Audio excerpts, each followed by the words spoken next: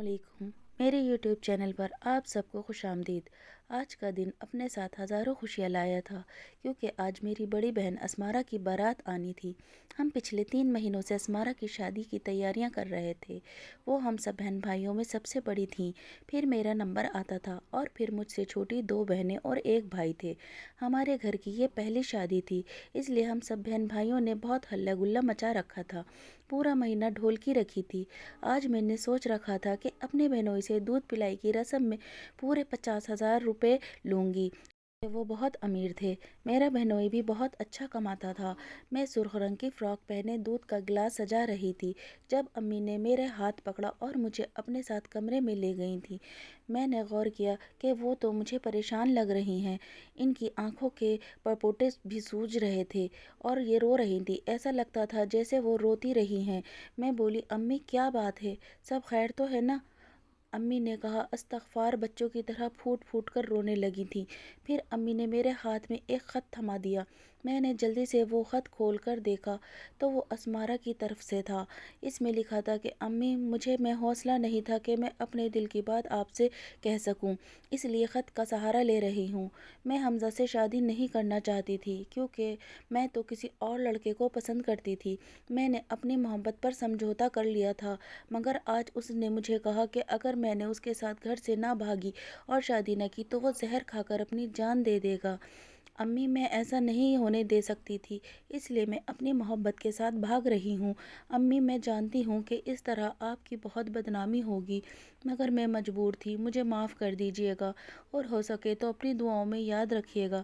मैं तो बाजी का ख़त पढ़कर थर थर काँपने लगी थी। अम्मी बोली, फारिया, तू बता, बहन के इस काले करतूतों का तुझे इल्म था? मैं फूट फूट कर रोने लगी और बोली, अम्मी, खुदा की कसम, मुझे तो कुछ नहीं पता। मैं कुछ नहीं जानती थी। मुझे अगर इनके इरादों की भिनक भी पड़ जाती ना, तो मैं आपको ज़रूर बताती। इन्हें इस तरह की हरकत कभी ना करने देती। अम्मी कहने लगी, अब हमारे पास और कोई रास्ता नहीं है फारिया, तुम्हारे अब्बू की इज्जत नीलाम हो जाएगी। बताओ, इस सूरत हाल में हम क्या करें? मैं बोली, अम्मी, मैं नहीं जानती हमें क्या करना चाहिए, लेकिन आप जो कहेंगी मैं आपके हुक्म के आगे सर झुका लूँगी। अम्मी ने मेरे सर पर हाथ रखा और बोली, अपने बाप की इज्जत बचा ले।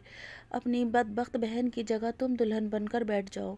मैं हक्का बक्का रह गई। मुझे अम्मी से इस बात की तवक्को नहीं थी। मैं बोली, अम्मी, ऐसा कैसे हो सकता है? की बात मान ली और ये शादी कर भी ली, तो सोचें, जब मेरे ससुराल वालों को इस बात का पता चलेगा तो मेरे साथ क्या सलूक करेंगे? वो तो मेरा जीना दुभर कर देंगे। अम्मी कहने लगी, हाँ फारिया, तुम दुरुस्त कह रही हो, मगर तुम्हें एक बात का इल्म है क्या? तुम्हारे अब्बू दिल के मरीज़ हैं। वो ये सदमा बर्दाश्त नहीं कर पाएंगे। आगे तुम्हारी मर्ज़ी है। अपने बाप को कफन पहना दो या फिर ये सुर्ख लहंगा पहन लो। मैंने इस लहंगे की जानिब देखा तो आंखों से आंसू बहने लगे थे। फिर मुझे अपने बाप की खातिर अपनी खुशियों की कुर्बानी देना पड़ी। मुझे यकीन दिला दिया था कि यहाँ कोई तेरा घूंघट नहीं उठाएगा। मैं घूंघट के अंदर छुपी सारे फंक्शन में रोती रही। मैं तो ये सोच भी नहीं पा रही थी कि जब मेरा दूल्हा मेरा घूंघट उठाएगा तो वो मेरे साथ क्या सलूक करेगा। यकीनी तौर पर वो जल्लाद की तरह पेश आएगा। वो अपने घर वालों को कमरे में बुला लेगा और फिर वो सब मुझ पर लानत भेजेंगे। मैं रोती रही थी। खैर, मेरे अब्बू ने मेरे सर पर हाथ रखकर मुझे रुखसत कर दिया था। वो नहीं जानते थे कि मैं असमारा नहीं बल्कि फारिया हूँ। खैर, मैं रुखसत होकर घर चली आ चुकी थी। मेरी सास मुझे मेहमानों में बैठा कर चंद रस्म व रिवाज करना चाहती थी। सर के दर्द का बहाना बनाकर हमज़ा से कहा कि मैं कमरे में जाना चाहती हूँ। हमज़ा ने अपनी वालदा से कह दिया कि आप बाकी की रस्में सुबह कर लीजिएगा। इन्हें कोई एतराज़ नहीं हुआ था। मुझे कमरे में लाकर बिठा दिया गया था।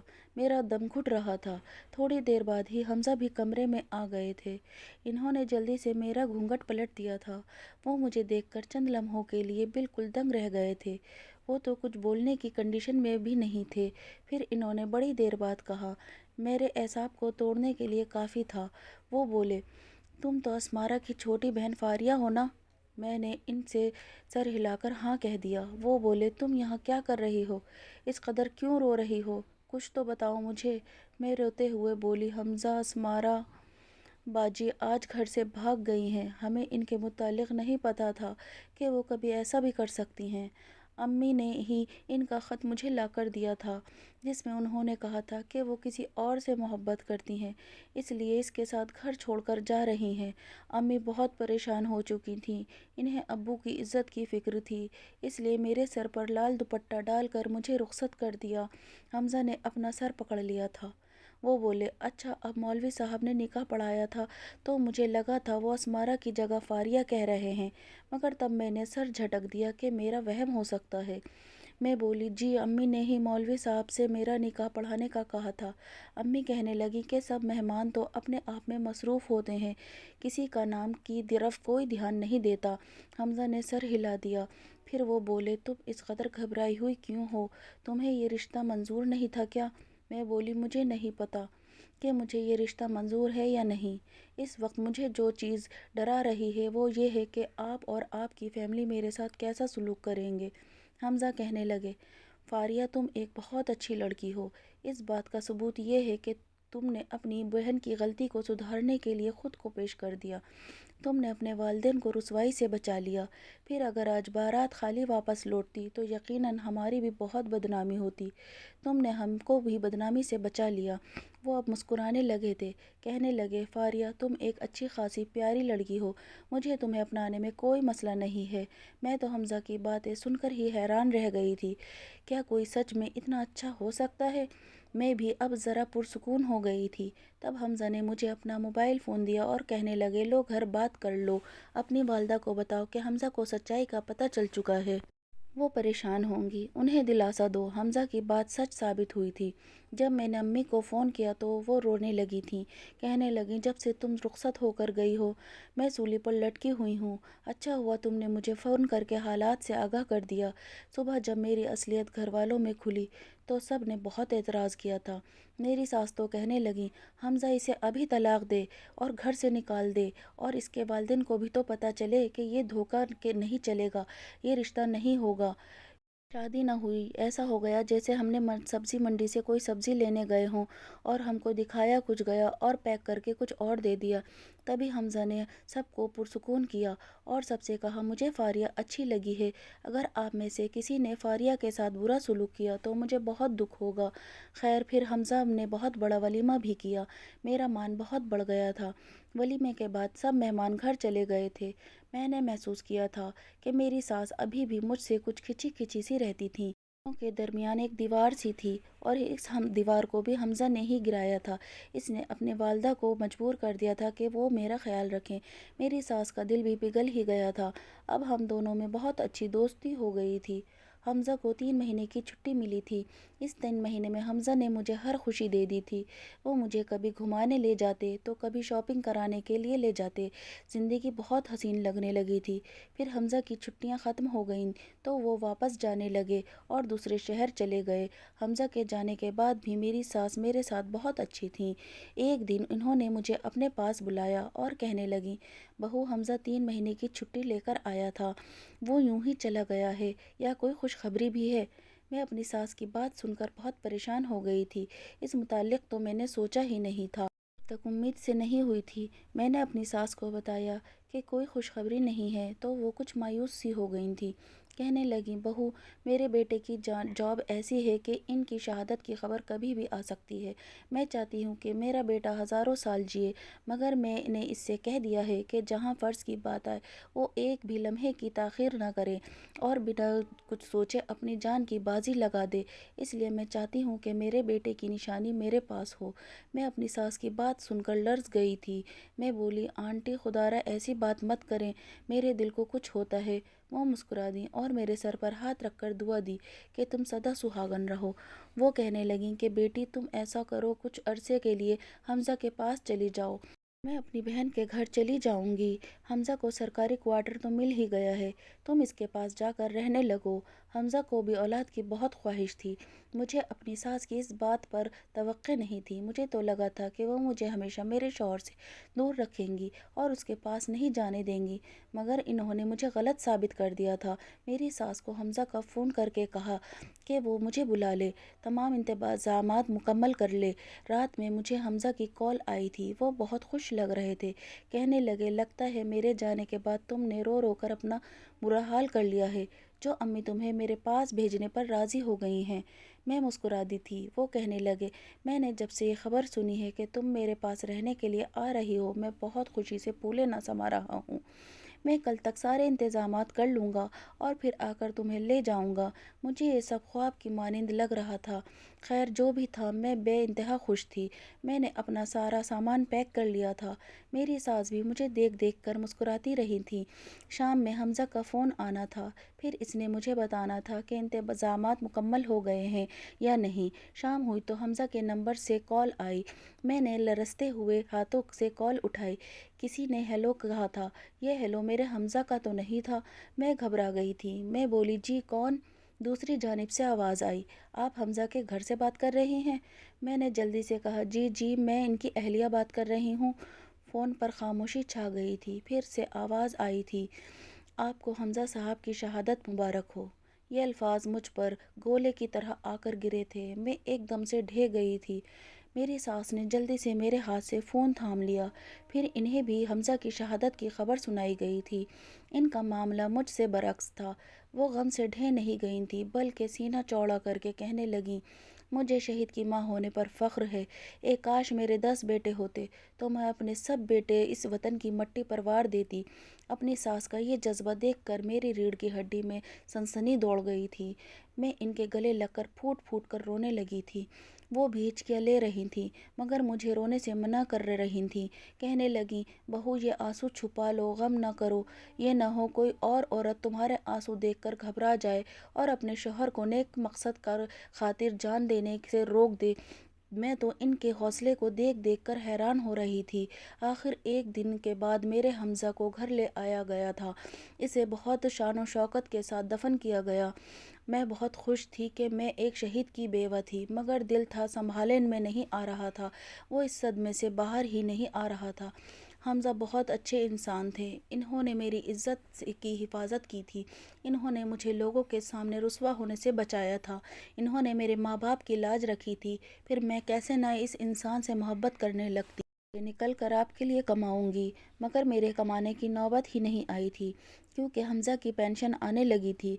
घर का खर्च चल रहा था। अब हम दोनों औरतें घर में मर्दों की तरह घूमती रहती थीं।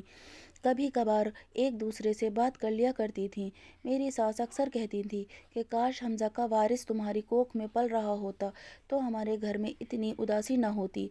मैं भी यही सोचती थी कि काश हमज़ा जाने से पहले मुझे अपना वारिस देकर जाते। खैर यूं ही वक्त गुजरता गया और मेरी इद्दत पूरी हो गई थी। तब मेरे वालिदैन मुझे अपने साथ ले जाने के लिए आए थे।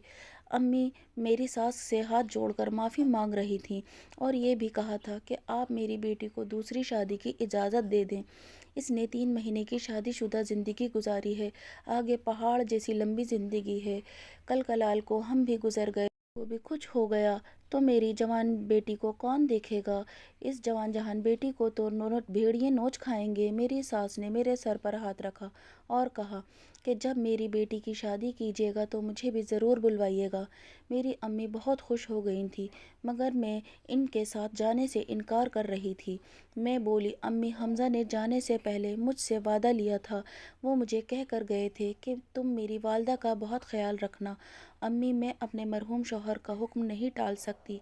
मैं अपनी सास को छोड़कर कहीं भी नहीं जाऊंगी। फिर अब्बू और अम्मी ने एड़ी चोटी का जोर लगा लिया था, मगर मैं इनके साथ नहीं गई थी। मेरे पास ज़िंदगी बसर करने के लिए हमज़ा की बहुत सी यादें थीं। मैं हर शब हमज़ा की तस्वीरें देखती, तस्वीरों को गले लगाकर सो जाती और इनसे ढेरों बातें किया करती थी। यूं ही मेरी ज़िंदगी के 3 बरस बीत गए। मेरी सास बहुत ज़्यादा बूढ़ी हो चुकी थी। मैं इनका बहुत ख्याल रखा करती थी, मगर अब कुछ दिनों से मेरी खुद की तबीयत ठीक नहीं रहती थी। मेरी सास भी मुझसे कहने लगी थी कि फारिया, तुम अपना बिल्कुल ख्याल नहीं रखती। देखो तो तुम कितनी कमज़ोर हो गई हो। मैं इनकी बात हंस कर टाल दिया करती थी। एक दिन मेरी सास कहने लगी, फारिया, मैं बहुत ज़्यादा बूढ़ी हो चुकी हूँ। मेरी ज़िंदगी का कोई भरोसा नहीं है। तुम मेरी बच्ची शादी कर लो। कहीं ऐसा न हो जब मैं मर कर हमज़ा के रूबरू जाऊं तो वो मुझे देख कर मुँह फेर ले और मुझसे ये सवाल करे कि आप मेरी बीवी को किसके पास छोड़कर आई हैं। मैं रोने लगी। सास से कहा, आपको आपके मरे हुए बेटे की कसम है, आपने आज के बाद मेरी शादी का नाम नहीं लेना है। मेरी सास अपना सर पीट कर रह गई थी اب میری طبیعت ہر وقت خراب رہنے لگی تھی، جی گھبرایا رہتا تھا اور ہر وقت جی متلاتا، مگر میں اپنی اس بیماری کو نظر انداز کرتی اور اپنی ساس کو کچھ نہ بتاتی، مگر ان سے کچھ نہیں چھپاتا۔ وہ کہنے لگی، بیٹی تم بہت کمزور ہوتی جا رہی ہو، میں تمہاری وجہ سے بہت فکر مند ہوں، تم چلو میرے ساتھ، میں تمہیں ڈاکٹر کے پاس لے چلوں۔ میں نے انکار کر دیا تھا، مگر آج تو میری ساس بچوں کی طرح ضد کرنے لگی تھیں۔ وہ کہنے لگیں، میں تمہیں ہر حال میں اپنے ساتھ لے کر جاؤں گی، اور یوں وہ مجھے ڈاکٹر کے پاس لے گئی تھیں۔ ڈاکٹر نے میرے کچھ ٹیسٹ کیے اور میرا چیک اپ کرنے کے بعد بولی، بہت بہت مبارک ہو، آپ تو حاملہ ہیں۔ یہ بات سن کر میں اور میری ساس دونوں ہکا بکا رہ گئی تھیں۔ ہم نے ایک دوسرے کی جانب دیکھا، مجھے احتیاط کے لیے کہا اور مجھے دوائیوں کے لیے بتایا، مگر میرے پلے اس کی کوئی بات نہیں پڑ رہی تھی۔ میرا دماغ تو اسی بات پر الجھ گیا تھا کہ یہ کیسے ممکن ہو سکتا ہے کہ میں حاملہ ہوں۔ خیر ہم دونوں ساس بہو گھر آ چکی تھیں۔ سارا راستہ ہی ہم دونوں چپ رہی تھیں۔ اب گھر آ کر میری ساس نے میرے سر پر ہاتھ رکھا اور بولی، بیٹی اس بچے کے باپ کو فون کر کے بلا لو، میں تم دونوں کا نکاح کر دوں گی۔ تمہیں اس بات کا خوف ہے کہ میں تنہا رہ جاؤں گی تو تم ایسا نہ کرو، میرے لیے کسی ملازمہ کا انتظام کر دینا، اللہ کا دیا ہوا سب کچھ ہے ہمارے پاس، پھر فکر کی کیا بات ہے۔ میں اپنی ساس کے گلے لگ کر پھوٹ پھوٹ کر رونے لگی تھی۔ میں بولی، آنٹی حمزہ میری زندگی میں آنے والا پہلا اور آخری شخص تھا، اس کے بعد میں نے کبھی کسی آدمی کے متعلق سوچا بھی نہیں ہے، شاید ڈاکٹر جھوٹ بول رہی ہو۔ میری ساس مسکرانے لگی تھی اور بولی، بیٹی گھبرانے کی ضرورت نہیں ہے، تم جوان جہان لڑکی ہو، میں جانتی ہوں کہ تمہیں زندگی بسر کرنے کے لیے سہارے کی ضرورت تھی، اچھا ہوا تم نے ڈھونڈ لیا۔ بیٹی میں تمہیں غلط تو نہیں کہہ رہی، پھر تم کیوں گھبرا رہی ہو؟ میں کچھ کہے بنا کمرے میں گئی اور قرآن پاک اٹھا کر لے آئی تھی۔ میں بولی، اس کتاب پر ہاتھ رکھ کر کہتی ہوں کہ میں کسی مرد سے نہ تو ملتی ہوں اور نہ ہی بات کرتی ہوں۔ اب میری ساس بھی پریشان ہو چکی تھی، وہ کہنے لگی، یہ تو بہت فکر کی بات ہے، نہ جانے ہمارے گھر پر کون نقب لگا جاتا ہے۔ اب میں اور میری ساس دونوں ہی بہت پریشان ہو چکی تھیں۔ میری ساس کہنے لگی، بیٹی ہمیں مجرم کو لازمی ڈھونڈنا ہے، آج رات تم نہ سونا اور نہ ہی میں سوؤں گی، پھر دیکھیں گے کہ یہ سب کون کرتا ہے، یہ سب کس کا کیا دھرا ہے۔ خیر رات ہوئی تو میں روز کی طرح اپنے شوہر کی تصویر سینے پر رکھ کر سونے کا ناٹک کرنے لگی تھی۔ تقریباً رات کے 12 بجے مجھے ایسا محسوس ہوا کہ جیسے کوئی شخص میرے کمرے میں داخل ہوا ہے۔ میں نے جلدی سے دونوں آنکھیں کھول دیں اور اٹھ کر بیٹھ گئی۔ تب مجھے ایک رومال نظر آیا جو آنے والا شخص میری ناک پر رکھ کر مجھے بے ہوش کرنے والا تھا، مگر میں اٹھ کر بیٹھ چکی تھی۔ سامنے نظر پڑی تو میں دنگ رہ گئی تھی، زمین و آسمان کی گردش رک گئی تھی۔ وہ کوئی اور نہیں بلکہ میرا اپنا شوہر تھا، میرے سامنے حمزہ کھڑا تھا۔ تب ہی میرے کمرے کا دروازہ پھر سے کھلا تھا اور میری ساس بھی کمرے میں آ گئی تھی۔ وہ بھی حمزہ کو دیکھ کر دنگ رہ گئی تھی۔ وہ بھاگ کر آئیں اور حمزہ کے گلے لگ گئی تھی۔ وہ کہنے لگی، حمزہ تم کہاں رہ گئے تھے؟ جبکہ میں تو کچھ بول ہی نہیں پا رہی تھی، میں سن سی بیٹھی ہوئی تھی۔ حمزہ ٹھہر ٹھہر کر بولنے لگا۔ وہ کہنے لگا، امی آپ تو جانتی ہیں نا کہ میں ایک جاسوس ہوں، میں ملک کی خاطر دشمنوں اور باغیوں کی جاسوسی کرتا تھا۔ جن دنوں میری شادی ہوئی تھی ان دنوں ہی مجھے پتہ چلا تھا کہ ہمارے ملک میں دشمن داخل ہو چکے ہیں جو ہمارے راز کو حاصل کر کے ہمارے ملک میں شر و فساد پھیلانا چاہتے تھے۔ میں ایک ماہر جاسوس تھا، اس لیے مجھے واپس ڈیوٹی پر بلوایا گیا تھا۔ سب کچھ ٹھیک ٹھاک چل رہا تھا، مگر پھر آپ نے یہ فیصلہ کیا کہ فاریہ کو میرے پاس بھیج دینا ہے، اس لیے مجھے اپنی موت کا جھوٹا ناٹک کرنا پڑا تھا۔ امی میرے ساتھ جو لڑکا اس ٹاسک میں شامل تھا وہ شہید ہو گیا تھا، اس کے آگے پیچھے کوئی نہیں تھا اور اس کا پورا چہرہ بھی جھلسا ہوا تھا، اس لیے میں نے یہ کہلوا دیا تھا کہ وہ میری لاش ہے، کیونکہ اس ٹاسک میں میرے بچنے کا امکانات بہت کم تھے اور یہ بھی ہو سکتا تھا کہ میری لاش بھی آپ کو نہ ملتی۔ میں نے اپنی طرف سے لاش بھجوا کر تمام کام کر دیا تھا، لیکن میری خوش قسمتی کہ یہ ٹاسک مکمل ہو گیا اور میں بھی بچ گیا۔ اب میں واپس آنا چاہتا تھا مگر آپ دونوں سے شرمندہ تھا، سمجھ نہیں آتا تھا کہ کیا کروں۔ بس پھر میں نے یہ پلان بنایا کہ جب فاریہ حاملہ ہو جائے گی تو آپ لوگ بچے کے باپ کو تلاش کر کے مجھ تک پہنچ ہی جائیں گی۔ وہی ہوا نا؟ امی آپ کو بہت مبارک ہو، آپ دادی بننے والی ہیں۔ وہ دونوں ماں بیٹا بہت خوش تھے۔ پھر میری ساس کمرے سے چلی گئیں تو حمزہ میری جانب متوجہ ہوا۔ وہ مسکرا کر بولا، مجھے معاف نہیں کرو گی؟ میں چیخنے لگی تھی۔ میں بولی، میں نے 3 سال بیوگی کا عذاب سہا ہے، وہ قابل معافی ہے؟ میں نے اپنی زندگی کے 3 خوبصورت سال غم کی نذر کر دیے، کیا یہ کم ہے؟ حمزہ کہنے لگا، تم جو کہو وہ سچ ہے، مگر فاریہ ایک بات بتاؤ، ایک بار میں نے تمہیں اپنایا تھا جب تم بہت گھبرائی ہوئی تھی، آج میں گھبرایا ہوا ہوں، تم مجھے اپنا لو۔ حمزہ کی اس بات کے بعد میں کچھ کہنے کے قابل ہی نہیں رہی تھی۔ میں نے انہیں معاف کر دیا تھا۔ آج میں حمزہ جیسے خوبصورت بیٹے کی ماں بن چکی ہوں۔ یہ دن میری زندگی کا سب سے خوبصورت دن ہے۔ یہ وقت ہم نے بہت محبتوں میں گزارا تھا۔ میں اللہ کی شکر گزار ہوں کہ اس نے میرا شوہر مجھے واپس لوٹا دیا اور اس کی غیر موجودگی میں میرے قدموں کو بہکنے سے روک لیا، ورنہ شاید آج میری قسمت میں یہ خوشیاں نہ ہوتیں۔ شکریہ۔